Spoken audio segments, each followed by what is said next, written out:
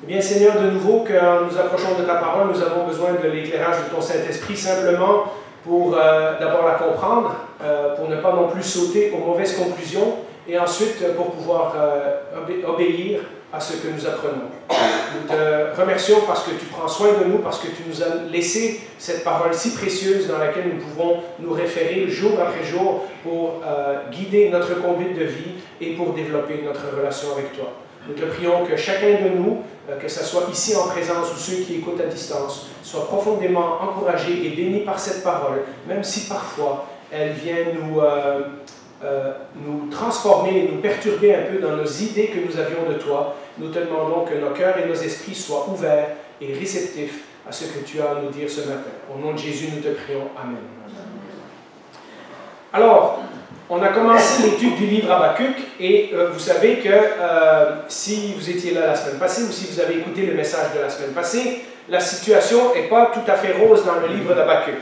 Nous sommes dans les années 610-605 avant Jésus-Christ, alors que la Syrie vient de tomber. Et la Syrie, c'était ce peuple qui ressemble aux Babyloniens et qui avait détruit le royaume du Nord, donc les 10 tribus du Nord, qui s'appelait le royaume d'Israël, après des siècles où Dieu avait envoyé ses prophètes pour les prévenir de se repentir et qu'ils ne l'avaient pas fait. Dieu a envoyé la Syrie qui a conquis le royaume du Nord. Et donc, à toute fin pratique, dans les 12 tribus d'Israël, il en reste 2, c'est Juda et Benjamin, qui forment le royaume de Juda avec la capitale à Jérusalem.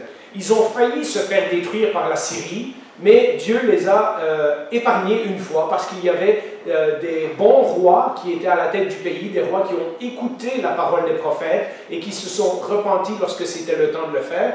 Mais nous arrivons donc avec le livre d'Habakkuk, pour faire un résumé de la semaine passée, nous arrivons à une période où le roi Joas, qui avait créé un grand réveil dans le pays, est mort, et son fils, tout de suite après, son successeur, a complètement détruit tous les changements que le roi Joas avait opérés dans le pays. Ce qui fait que lorsqu'on commence le livre d'Habakkuk, Habakkuk est profondément désillusionné avec sa société parce qu'elle est remplie de conflits, de violences, de rébellions, d'injustice, de méchanceté, etc. Nous avons donc quitté le prophète Habakkuk la semaine passée en train de décrire la déchéance de sa société après des années où il aurait peut-être espéré que le réveil du roi Joas continue, et il est en train de se poser des questions difficiles, des questions qu'il va adresser à Dieu comme David fait dans les psaumes de lamentation, parce que d'après Habakkuk, comme Dieu n'intervient pas pour régler l'injustice parmi son peuple, c'est que peut-être Dieu n'est pas intéressé, ou peut-être que Dieu n'est pas tout-puissant, ou peut-être que Dieu ne se préoccupe pas du peuple d'Israël.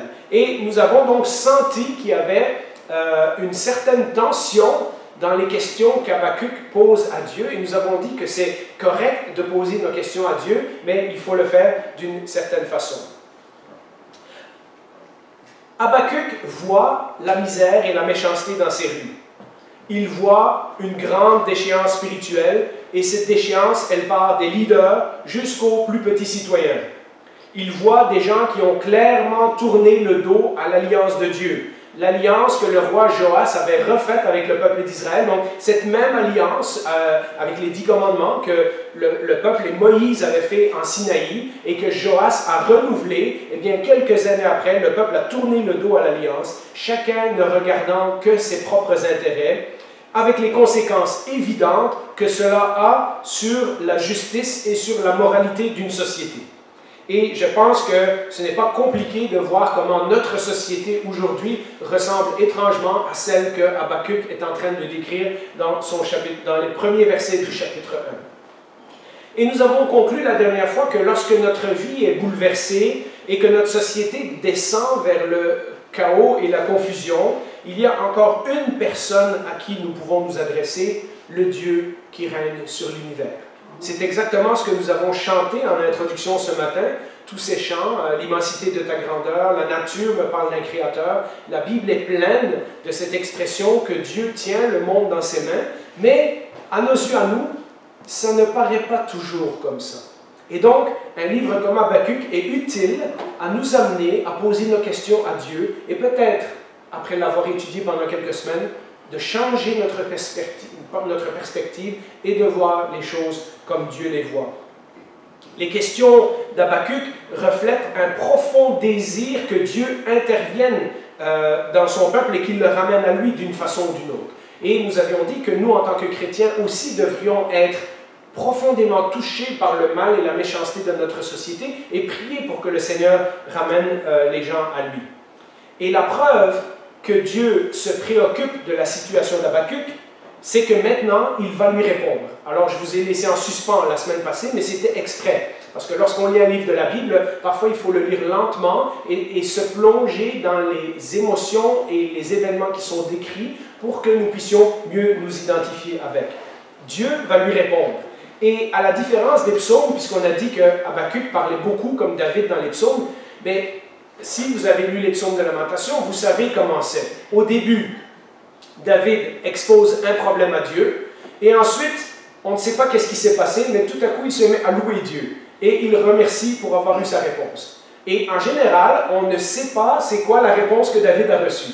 Or, dans le cas du livre d'Habakkuk, nous avons exactement toute la conversation entre Habakkuk et Dieu, et nous allons voir ce que Dieu lui a répondu, ce qui va nous donner un indice sur la façon dont Dieu répond à des prières, comme celle d'Habakkuk de la semaine passée, « Jusqu'à quand, Seigneur?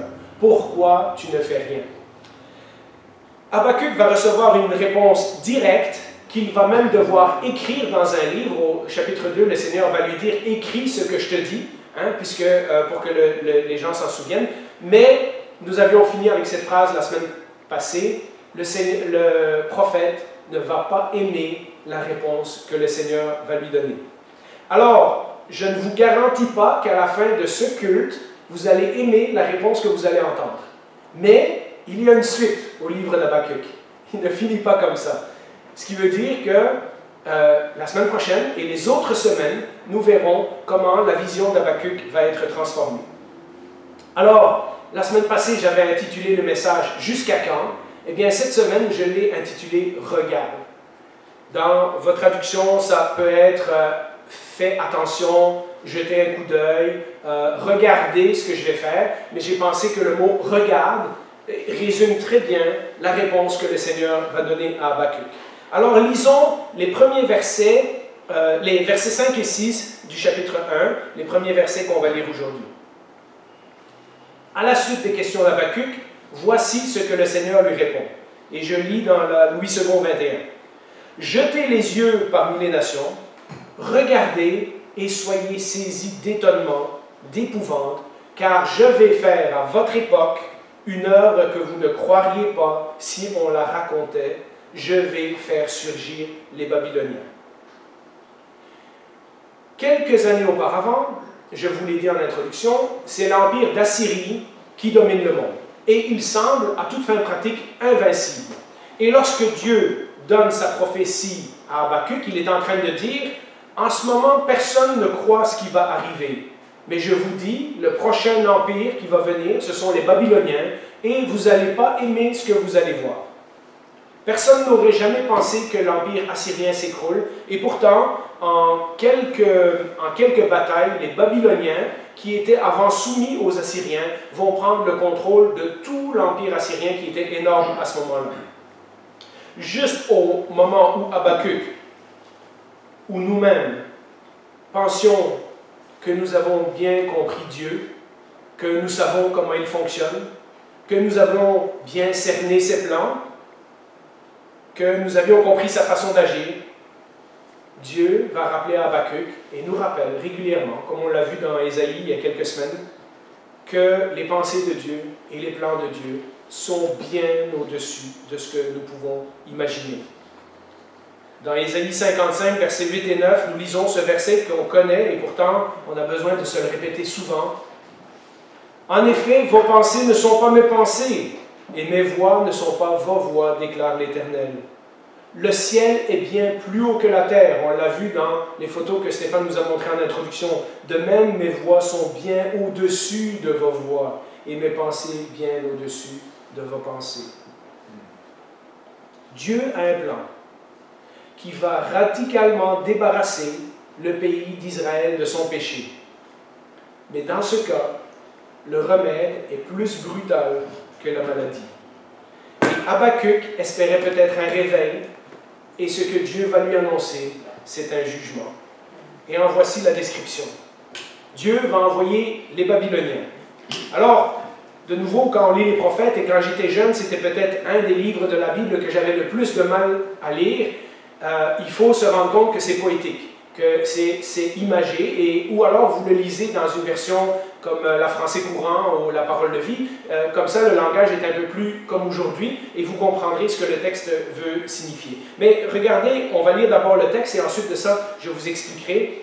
Ce texte est plein d'hyperboles et plein d'images, et en arrière des détails précis, ce qu'il faut comprendre, c'est la description que Dieu est en train de donner des Babyloniens. C'est un peuple impitoyable et impétueux qui traverse de vastes étendues de pays pour s'emparer de demeures qui ne sont pas à lui. Il est terrible et redoutable, il est la source de son droit et de sa grandeur, c'est-à-dire il décide lui-même. Ses chevaux sont plus rapides que les léopards, plus agiles que les loups du soir. Ses cavaliers se déploient, ses cavaliers arrivent de loin, ils volent comme l'aigle qui fond sur sa proie. Donc vous voyez un peu le langage imagé que l'Éternel utilise. À partir du verset 9, « Tout ce peuple vient pour se livrer au pillage, le visage tendu vers l'avant, et il rassemble des prisonniers comme du sable. Il se moque des rois, et les princes sont l'objet de ses railleries. Il rit de toutes les forteresses, il amoncelle de la terre, et il les capture. Alors il change d'avis et poursuit sa marche, et il se rend coupable. Sa force à lui, voilà son Dieu. Ils sont brutaux et avides de posséder ce qui ne leur appartient pas. » Vous savez, quand je disais la description des Babyloniens, si on regarde la poésie, ça ne nous saute pas aux yeux. Mais la façon dont je vais le décrire maintenant, vous allez voir combien il y a de comparaisons avec notre société d'aujourd'hui. Les Babyloniens savaient comment faire souffrir les peuples qui ne se soumettaient pas à eux. Ils sont impétueux et arrogants et ils sont complètement centrés sur eux-mêmes, nous dit le verset 7. Impétueux, arrogants, centrés sur eux-mêmes. Il n'y a pas d'autorité plus haute que Babylone. Dans notre société, il n'y a pas d'autorité plus haute que moi-même. Tout le monde veut être libre de faire ce qu'il veut. Ils ne craignaient les dieux d'aucune nation. Cela aussi, il l'avait appris des Assyriens en passant. Les Assyriens étaient un peuple très violent aussi. Vous lirez 2 Rois 18 et vous verrez ce que les Assyriens disaient lorsqu'ils ont conquis les tribus du Nord. Ils comptent sur leur vitesse et leur efficacité. Vous ne trouvez pas que ça ressemble au monde du travail aujourd'hui? La vitesse, l'efficacité, la bourse fonctionne de plus en plus vite, les produits, il faut qu'ils soient acheminés de mieux en mieux. Les armées, lorsqu'elles avancent dans un pays, on compte sur le matériel, sur la vitesse, sur l'efficacité. Ça, c'est un des traits courants de notre société aujourd'hui. Ils pouvaient parcourir de larges distances rapidement. Ils savaient comment assiéger les villes. On en a des exemples lorsqu'on voit l'actualité avec la guerre entre la Russie et l'Ukraine maintenant. Ils sont violents et cupides, tant pour posséder des richesses que pour posséder des êtres humains, nous dit le verset 9. Lorsqu'il dit qu'ils ramassent les gens comme le sable, c'est-à-dire qu'ils capturent des gens. Ces gens deviennent esclaves ou deviennent soumis à ce nouvel empire. Aucune négociation possible. Ils écrasent et ils dominent. Ils se moquent des rois et des princes. C'est ce qu'on a lu au verset 10. Ils sont endurcis, ils sont prêts pour la guerre. Ils ont un seul objectif. Lorsque ça dit « ils foncent le visage tendu vers l'avant », ça donne cette idée qu'ils n'ont qu'une chose en tête, c'est la conquête. Ils idolâtrent leur propre force. Vous ne trouvez pas que ça ressemble à certaines de nos grandes nations et de nos grands pays qui contrôlent le monde aujourd'hui? En réalité, si on reprend les plaintes d'Habakkuk au sujet de la violence, de la méchanceté, de l'injustice, de l'oppression, du mensonge, l'abus des lois qu'on a vu la semaine passée, les conflits et le triomphe de celui qui est le plus fort, Dieu est en train de dire à Habakkuk, je vais faire goûter à Juda une bonne dose de sa propre attitude. Vous étiez comme ça, maintenant je vais vous envoyer un peuple qui est pire que vous. Et ça, c'est jamais agréable. Alors je pensais que c'était important pendant quelques instants de s'arrêter à la question du jugement. On en a parlé plusieurs fois dans les derniers mois, notamment lorsqu'on a fait notre série de prédications sur la guerre, et puis l'année passée aussi, lorsqu'on a parlé de juger ou de ne pas juger, qu'est-ce que la Bible dit sur le jugement. Et une fois de plus, je pensais que c'était important d'être prudents dans nos conclusions. Oui, je vous ai fait quelques liens entre la description que la Bible donne des Babyloniens et la description de certains événements qui se passent dans notre société pour nous montrer que le monde n'a pas changé. Ce qui vit dans le cœur de l'homme est la même chose qu'il y avait dans leur cœur il y a 2500 ou 2600 ans. Donc, l'être humain n'a pas changé, il est toujours porté à posséder des choses qui ne lui appartiennent pas, à écraser les autres, à soumettre, etc., à compter sur ses propres forces. Mais, en même temps, je pense qu'il est essentiel de ne pas sauter à des conclusions trop vite. La parole de Dieu ne nous dit pas qu'à chaque fois qu'il y a une guerre, c'est équivalent de ce que Habakkuk est en train de nous décrire. Donc, nous ne pouvons pas savoir si la guerre qui se passe entre la Russie et l'Ukraine est un jugement de Dieu. Nous n'avons pas le privilège de cette information-là.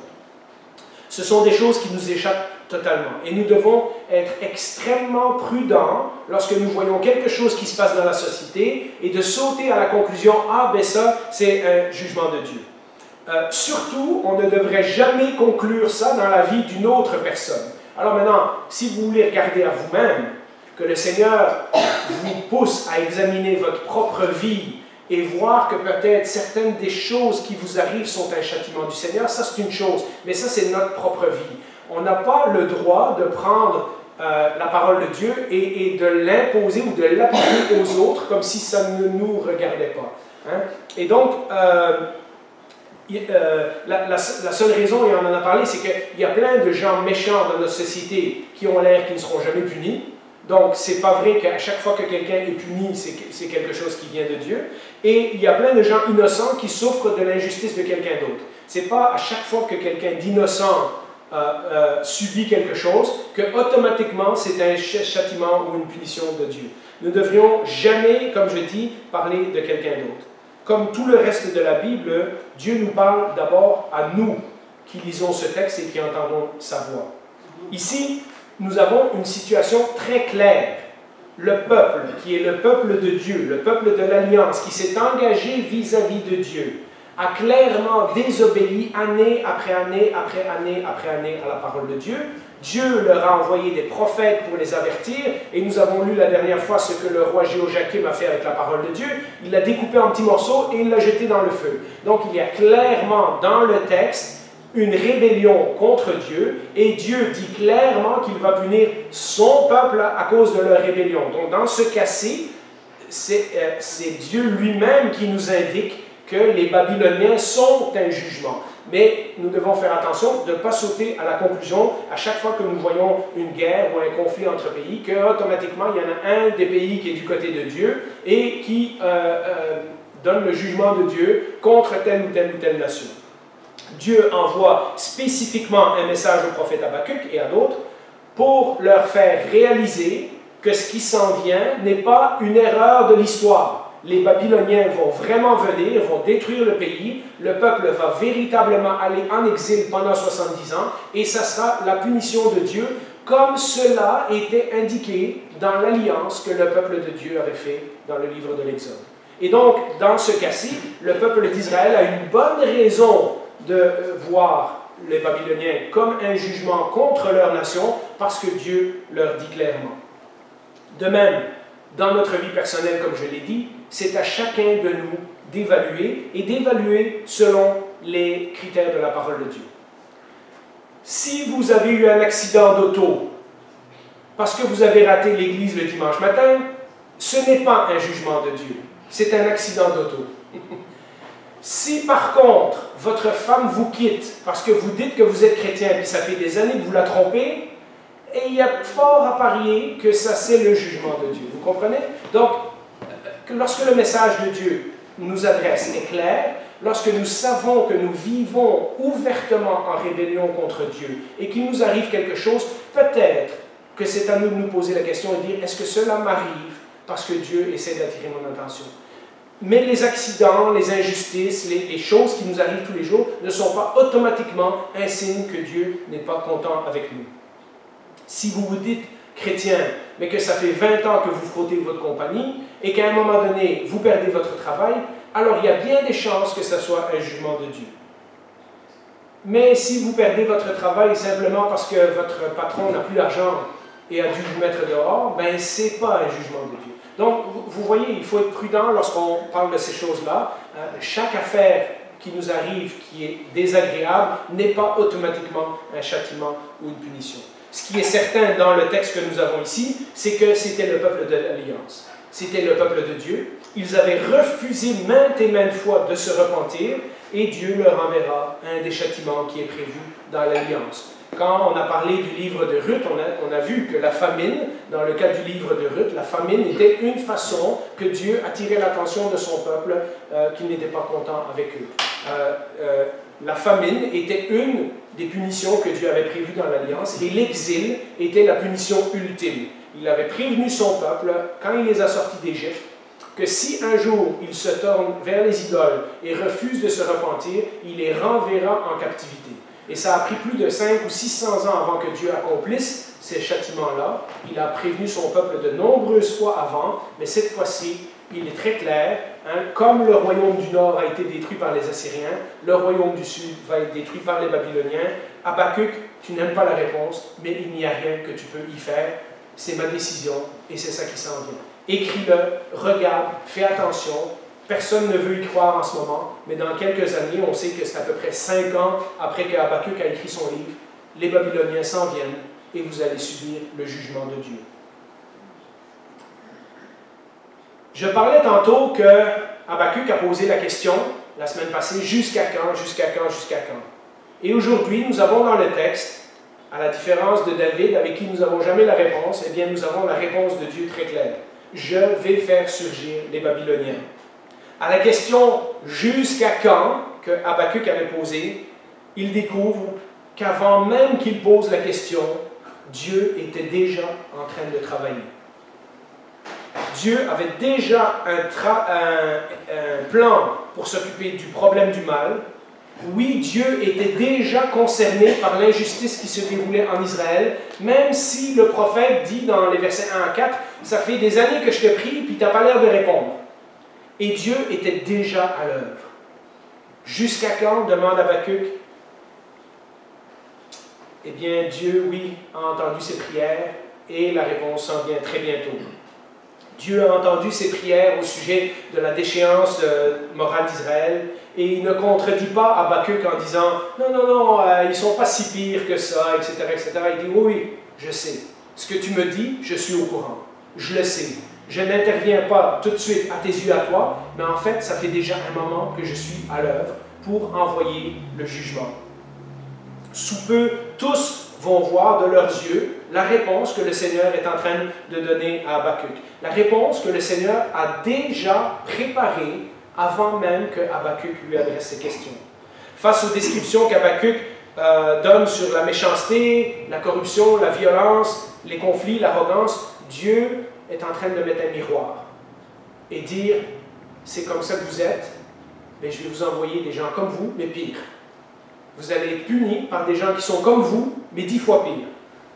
Maintenant, je vais envoyer sur Juda un ennemi qui va leur faire exactement ce qu'eux ont fait les uns envers les autres. Vous voyez la réponse de Dieu?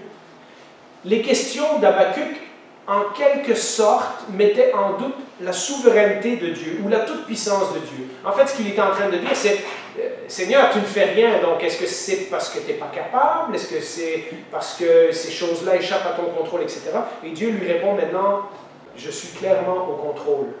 Avant même que tu poses tes questions, je suscitais déjà les Babyloniens et c'est eux qui vont servir d'outils pour juger mon peuple. » Dieu travaille dans l'histoire humaine alors même que nous, on en est totalement inconscients. On l'a vu dans plusieurs messages précédemment. Mais en révélant de façon précise à Habakkuk la manière dont Dieu va agir dans les prochaines années, qu'il va utiliser les Babyloniens, il encourage Habakkuk à faire confiance à sa toute-puissance. Il est en train de dire, je vais te dire ce qui va arriver dans 5 ans pour que quand ça arrive, tu vois que tu avais raison de me faire confiance. Voilà pourquoi Dieu a commencé sa réponse en disant à Habakkuk, regarde, sois attentif, fais attention, observe ce qui arrive, ce que je dis va véritablement arriver. Habakkuk est en train d'apprendre le début d'une leçon essentielle. la confiance à Dieu. Nous en parlerons la semaine prochaine. Le juste vivra par la foi. Dieu travaille avant même que les questions soient sur nos lèvres. Cela nous laisse alors, si nous adoptons l'attitude d'Habakkuk, nous avons prié pour notre société. Dieu dit, fais-moi confiance, je sais ce qui s'en vient, avant même que tu m'aies posé les questions. Quelle est notre attitude? Que faire alors? Eh bien, quand nous regardons la description des Babyloniens et notre société actuelle, comme je l'ai dit, nous pouvons avoir la même impression. Les changements sont si rapides et si bouleversants et même si violents, qui, au mois de février, s'attendait à une guerre en Europe, que nous en avons la tête qui tourne. Ce n'est pas du tout ça que nous avions prévu, ce n'est pas comme ça que nous voyons notre avenir. On pensait qu'on était sorti de la COVID et voilà que quelque chose d'autre nous tombe dessus. Vous savez, toutes les conséquences de la COVID et de la guerre en Ukraine, comment les prix de tout ont absolument augmenté, comment il y a des crises économiques qui se préparent, etc., etc. Nous en avons la tête qui tourne. Nous lisons les nouvelles et nous ne savons plus où donner de la tête parce que à tous les jours, c'est des mauvaises nouvelles dans toutes les régions du monde et ça tire dans tous les sens. Les choses qui arrivent dans notre monde ne semblent pas cadrer avec l'image d'un Dieu bon, d'un Dieu juste et d'un Dieu tout-puissant. Nous sommes exactement pris avec les questions d'Habakkuk. Nous sommes surpris que Dieu n'intervienne pas, mais lorsque Dieu intervient, nous sommes pris au dépourvu par la façon dont Dieu intervient. Avec Habakkuk, nous apprenons maintenant la raison pour laquelle nous devons adresser nos lamentations à Dieu. La dernière fois, nous avions dit que lorsque le monde tombe dans la confusion, la chose que nous pouvons faire, c'est comme Habakkuk, c'est-à-dire de dire nos plaintes au Seigneur. Aujourd'hui, nous apprenons pourquoi il faut dire nos plaintes au Seigneur. Parce qu'avec chaque interaction que nous avons avec Dieu, avec chaque lecture, avec chaque prière que nous lui faisons, avec chaque culte auquel nous participons, avec chaque étude biblique, avec chaque réponse à nos prières, nous apprenons petit à petit à mieux connaître Dieu. Ce Dieu qui, il y a quelques semaines, on en a parlé dans Isaïe 40, ce Dieu qui peut parfois sembler tellement insaisissable. Et plus nous le connaissons, plus facile ça sera de vivre avec confiance dans un monde difficile. Le Seigneur ne réglera pas toujours nos problèmes de la façon que nous pensons. Ce qu'il nous demande de notre part, c'est la confiance qu'il est à l'œuvre et qu'il est à l'œuvre de la bonne façon et pour les bonnes raisons. Je ne pouvais pas m'empêcher de penser à cette aventure qui est arrivée aux disciples dans le Nouveau Testament et c'est un peu là la conclusion de mon message. Et vous vous rappelez cette tempête, cette première tempête où Jésus monte dans le bateau avec les disciples, on peut l'afficher, Matthieu chapitre 8, versets 23 à 27, et regardez si on fait la comparaison de ce qui arrive aux disciples et ce qui arrive à Habakkuk dans son questionnement. Alors Jésus monta dans la barque et ses disciples le suivirent. Soudain, il s'éleva sur le lac une si grande tempête que la barque était recouverte par les vagues. Et lui, il dormait. C'est parfois l'impression qu'on a du Seigneur. Notre monde, c'est comme dans ce bateau, c'est comme Habakkuk, tout tombe en morceaux autour de nous, on a l'impression que le Seigneur dort. Les disciples s'approchèrent et ils réveillèrent en disant « Seigneur, sauve-nous, nous allons mourir !» Ça, c'est Habakkuk. « Seigneur, je te prie, jusqu'à quand ne vas-tu pas intervenir ?» Au verset 26, il leur dit « Pourquoi êtes-vous si craintifs, homme de peu de foi ?» Vous voyez le rôle de la foi, on va en parler la semaine prochaine. Alors il se leva, menaça les vents du lac et il y eut un grand calme. Ces hommes furent très étonnés et dirent « Quel genre d'homme est-ce? Même les vents et la mer lui obéissent. » Vous voyez, ça c'est exactement ce que je vous disais il y a quelques minutes. Dans chaque interaction que les disciples ont eue avec Jésus-Christ, ils ont appris à mieux le connaître. Et à chaque étape de leur vie, oui, ils ont eu peur, oui, ils ont cru qu'ils allaient mourir, mais là, ils ont appris quelque chose. Eh bien, c'est ce que Habakkuk nous dit aussi. Dieu est déjà à l'œuvre, Dieu envoie déjà une réponse. Nous n'aimerons peut-être pas sa réponse, mais ce que Dieu demande, c'est que nous ayons une relation, un dialogue, une communication avec lui. Parce que plus nous connaissons Dieu, plus nous affronterons les moments difficiles avec confiance. Pour ceux d'entre nous qui sommes chrétiens depuis longtemps, pour ceux d'entre nous qui connaissent le Seigneur, la réponse, elle est là. Dieu Tout-Puissant est avec nous dans la tempête, même si nous ne le voyons pas avec nos yeux humains. Hein? Lorsque, pendant les quelques minutes que Jésus est en train de dormir dans le bateau, je suis persuadé que les disciples ne sont pas dans un état où ils disent « Ah, on n'a rien à craindre, de toute façon, le Sauveur du monde est avec nous. Hein? » Au contraire, le texte nous dit qu'ils ont été saisis de crainte. Je pense que dans un autre texte, ça dit qu'ils ont eu peur à en mourir. Et ce sont des pêcheurs expérimentés, donc des gens qui sont habitués à traverser ce lac-là. Hein, et ils sont tout à coup pris dans une épreuve tellement forte qu'ils pensent qu'ils vont mourir. Dieu Tout-Puissant est avec nous, est avec toi dans la tempête, même si avec tes yeux humains, tu ne le vois pas. Regarde avec les yeux de la foi.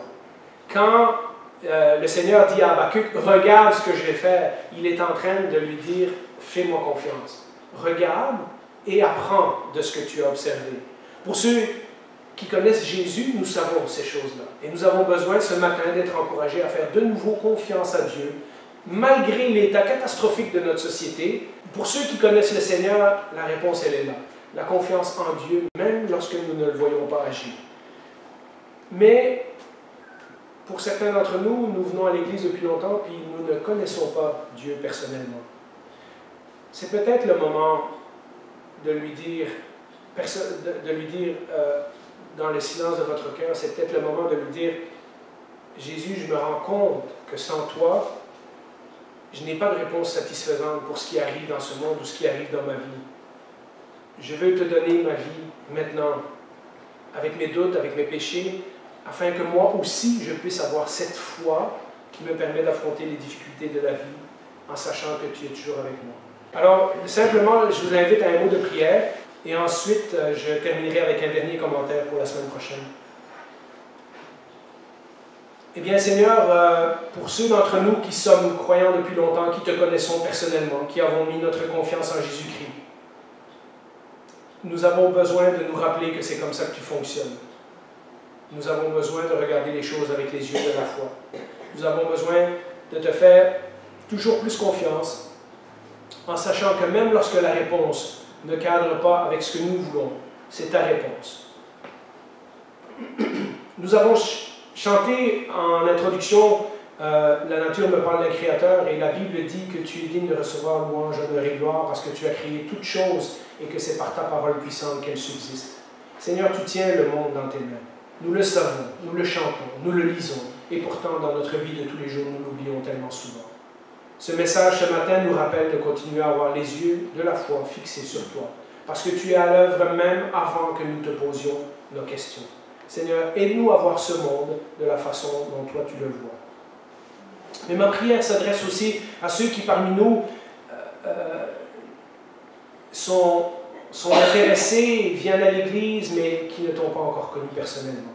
Quand ce matin même, ils puissent prendre la décision d'accepter Jésus comme leur Seigneur et leur Sauveur dans leur cœur, afin qu'ils puissent t'appartenir, afin qu'eux aussi puissent se joindre à cette grande famille qui avance par la foi et qui sait avec certitude que tu marches avec nous dans la tempête, même lorsque nos yeux ne te voient pas. Seigneur, nous te confions tous les gens qui sont ici ce matin, quel que soit leur cheminement spirituel, où qu'ils soient rendus dans leur foi. Seigneur, que tu puisses profondément leur parler et les toucher ce matin. C'est notre prière, tous ensemble, au nom de Jésus. Amen. Vous savez que j'aime toujours, lorsque je fais une étude, vous mettre l'eau à la bouche pour la prochaine fois. Et c'est exactement ce que je vais faire maintenant. Habakkuk n'est pas content de la réponse de Dieu. La solution semble pire que le problème. Alors, Habakkuk va faire la même chose qu'il a fait au chapitre 1. Il va se lamenter une deuxième fois. Et ça, c'est ce que nous verrons la semaine prochaine. D'accord?